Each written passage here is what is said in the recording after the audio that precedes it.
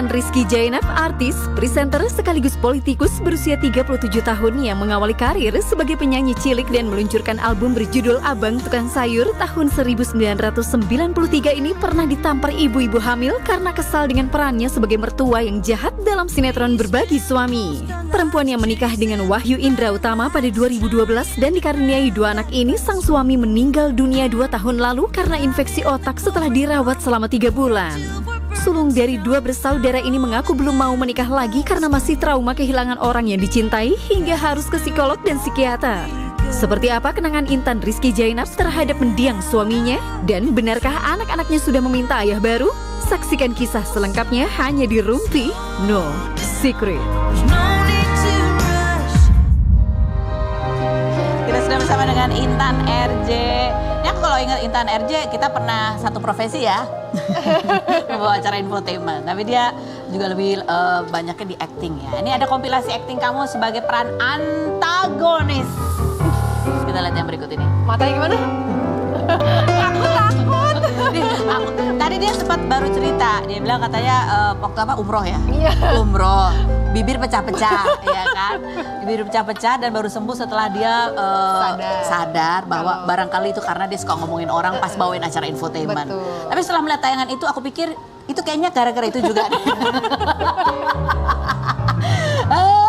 Tapi gue nggak sabar sih mau melihat kira-kira host Rumpi No Secret ketika umroh apa yang terjadi ya? Insya Allah. Baik-baik aja. Insya Allah. Sama. Ya, janganlah. Ya, kita nggak pernah tahu ya. Enggak lah, kebetulan. Ya, tapi kan peran kamu nggak pernah, tapi pernah mungkin ya protagonis pernah. Pernah. Tapi nggak laku pasti. 99% nggak cocok loh Tan, dia bilang gitu. Padahal udah nggak pakai alis, terus make up juga udah flawless, apa segala macem udah gini, gitu kan. Udah nggak makan berapa hari gitu ya, biar melas gitu. Kan nggak cocok. Nggak cocok. Tapi tuh katanya kalau di dunia nyata kadang suka beda antara peran yang biasa didapetin sama ini. Di dunia nyata kamu sebenarnya baik sekali. Nggak percaya. Suka ke bawah nggak sih biasanya kalau itu kan kadang kalau syuting kan berseri-seri gitu. Ke bawah nggak? Ke bawah waktu itu. Pernah sama almarhum terutama ya. Terus dia langsung bilang, "Mah, kok kamu kayak peran antagonis sih sama aku?" gitu. Di tahun keberapa pernikahan tuh? 4. Itu ngambil FTV kan. Pokoknya aku ketika nikah sama almarhum itu aku nggak ada tuh ngambil stripping apa segala, nggak ada. Karena cuma FTV ya. Terus ke bawah. Akhirnya ya udah dari situ berarti aku harus nge-switch nih Intan yang di sinetron sama Intan yang di dunia nyata. Tapi tetap aja kalau ngomongin galak ke anak-anak aku pasti galak, terutama masalah pendidikan. Kalau sekolah, belajar apa gitu. Pendidikan itu nomor 1. Galaknya gitu. Ya enggak baik kamu. Gitu nggak sih ya? Ya kali gini. Oke, Almira Abdullah masih berantem terus ya. Kalau berantem mama turunin kamu di jalan ya, gitu. Nggak mungkin. Ini tuh lebih serem ya, spooky banget. Nadanya nggak tinggi tapi mami turunin jalan itu lebih sadis. Turunin di jalan, nggak mungkin. Oke, masih berantem. Oke, turun minggir gitu kan, buka jendela. Mama kita nggak mau turun, turun. Akhirnya udah turun nggak tega juga kan? Iya pasti. Suruh masuk. Oke gitu ke cara parenting. Tapi itu kan kalau berantem Kak, sementara aku nyetir sendiri, berdua di belakang coba berantem gimana? Tapi di 2 tahun belakangan ini gitu, itu kan pasti terasa lebih berat, lebih berat lagi buat kamu sebagai single parent. Karena setengah mama, setengah papa, terus udah gitu juga harus ngebagi energi pikiran, waktu, apa segala macam itu lebih berat sih. Bagusnya. Momen paling berat apa? Ingat nggak? Di saat apa tuh? Di saat anakku sakit.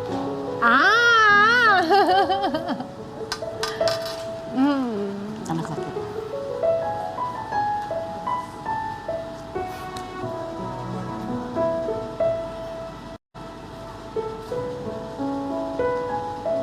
Sakit apa? Panas. Sorry ya, aku selalu emosional kalau ngebahas anak. Waktu itu Abdullah demam berdarah. Baru 2 minggu lalu sih. Terus dia bilang, "Mah, aku badannya panas." Dia bilang gitu. "Aku kangen sama papa." Dia bilang, "Kalau aku panas berarti aku bisa meninggal dong.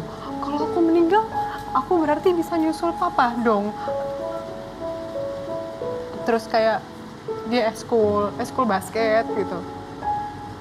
Dia ngomong ke adekku, support system aku mamaku dan adekku. Dia bilang, Om Anton, aku main basket, aku main sepak bola. Kira-kira papa ngeliat nggak ya aku main sepak bola gitu loh. Jadi kadang-kadang ketika dia sakit ada banyak hal-hal kalimat yang nusuk banget gitu loh kalau ngomong. Kalau kakaknya sih enggak, kakaknya lebih mengerti. Tapi kalau adiknya masih suka ngomong gitu, dan itu aku suka nggak bisa jawab. Bahkan adikku aja nangis, terus aku bilang jangan nangis depan anak-anak, nggak boleh nangis. Kita harus kuat, kita harus kasih good vibes untuk mereka gitu, bahwa ada nggak ada papa, ayo kamu harus lebih kuat, kamu harus lebih bisa fight gitu kan. Gimana kamu mengelola emosi kamu pada saat dengar itu? Kan Aku biasanya lebih cheers up. Apa ya, yuk prepare apa nih yang kurang? Sepatu udah, bola udah, baju udah, minuman udah belum? Gitu kan udah. Terus udah nih, pasti udah berangkat. Aku biasanya punya waktu sendiri, aku di mobil, aku nangis. Cuman aku doang sama Allah yang tahu, aku nangis. Karena itu aku pasti harus keluarin, kalau enggak dadanya sakit kan. Setelah itu selesai, bangkit lagi. Aku triple cover lagi untuk bisa booster up. ini kan hitungannya belum lama ya, masih baru banget gitu. Masih ada trauma, takut kehilangan, Pasti, takut ditinggalkan gitu. pasti. Jadi ketika dia ngomong gitu tuh menakutkan sekali buat kamu. Banget, aku takut.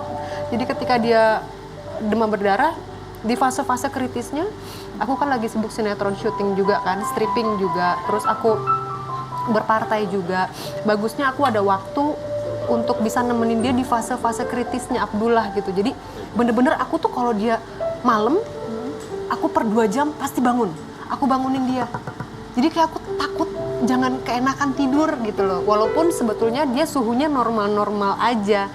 Itu sih akhirnya, jadi kayak dia ngigo, aku bisa bener-bener loncat. Aku bangunin, dek gitu kan. Abdullah bangun. Apa ma? Enggak apa-apa, tidur lagi deh. Sampai segitunya, jadi aku takut. Dan kamu single parent, harus kerja, bagi waktu sama anak-anak. I'm happy, but I'm happy. Pasti happy. Dan mereka adalah support, bener-bener kayak aku kuliah lagi karena anak-anak. Kenapa bisa begitu? Karena mereka anak-anak yang jenius, anak-anak yang pinter. Walaupun sometimes mungkin mereka capek kali ya. Gimana ya caranya supaya aku bisa ngasih good vibes nih untuk anak-anak, bahwa mama kerja loh. Mama nyari uang sendiri, kuliah sendiri, belajar sendiri. Terus kalian kalau nilainya 100, mama yang kasih reward. Kalau mama siapa yang ngasih reward gitu kan. Jadi akhirnya dari situ aku kasih support untuk mereka bahwa yuk jangan pernah bosen buat belajar. Mama aja sampai usia segini masih kuliah. Mama cuma minta satu, ibadah yang benar, doain papa, doain mama, doain bunda, mamaku dan adekku, terus doain keluarga, sama sekolah yang benar. Udah, mama cuma minta itu doang. Oke, Presiden Abdullah, oke, Menteri Keuangan Dunia Almira gitu. Jadi aku selalu kayak gitu. Nah di awal-awal kamu sempat cerita bahwa itu berat sampai kamu butuh pertolongan. Masihkah sampai sekarang? 2022 awal masih dikontrol via WhatsApp, tapi selebihnya sekarang udah dilepas. Masih nggak ada tutup unders. kuping kalau dengar suara? Enggak, udah bisa. Suara ambulans? Udah ya? bisa. Udah bisa sekarang? Udah bisa face it. Gimana prosesnya? Prosesnya shaking, gemeter, terus aku tiba-tiba ngehang kalau lagi nyetir sendiri, atau kalau lagi disetirin ada suara gitu, aku pasti langsung lempar handphone, tutup kuping, nggak mau denger. Bisa ngehang kemana-mana akunya soalnya. Tapi akhirnya harus di face it pas pada saat waktu itu aku lagi syuting sinetron Berbagi Suami kalau nggak salah. Adegannya ya Allah, pemakaman, jenazah, terus udah gitu ambulans, which is ada di dalam ambulans harus nguing-nguing, gitu loh. Akhirnya ya udah face it. Yang paling susah berjuang melawan diri sendiri tuh susah banget ternyata, Kak. Jadi memang sesuatu yang memicu kenangan yang menyedihkan yang kamu hindari itu pada akhirnya nggak bisa kamu hindari, harus dihadapi. Harus face it. Kita akan kembali lagi, tetap di Rumpi.